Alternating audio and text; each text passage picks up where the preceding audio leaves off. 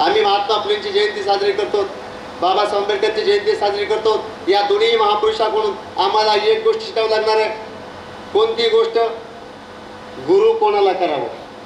बाबासाहेब आंबेडकरांनी महात्मा फुलेला पाहिलं नाही. 28 नोव्हेंबर 1890 महात्मा फुलेचं निधन झालं. 14 एप्रिल 1891 बाबासाहेब आंबेडकरचा जन्म झाला. महात्मा फुलेंना बाबासाहेब आंबेडकरांनी कधीच पाहिलं नाही, तरी गुरु म्हणून स्वीकारलं.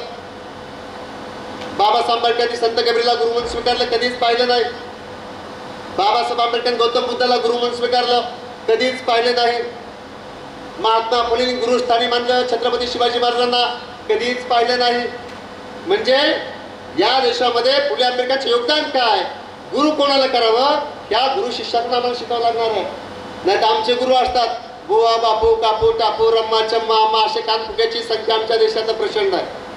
त्यांनी काय केलंय आणि देशासाठी त्यांचं योगदान काय हे ते पण सांगू शकणार नाहीत.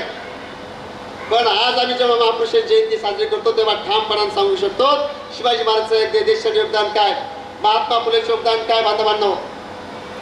आणि म्हणून आम्ही जेव्हा जयंती साजरी करतो, परिवर्तन होईल कशानं? परिवर्तन फक्त शिक्षणानं होऊ शकतं.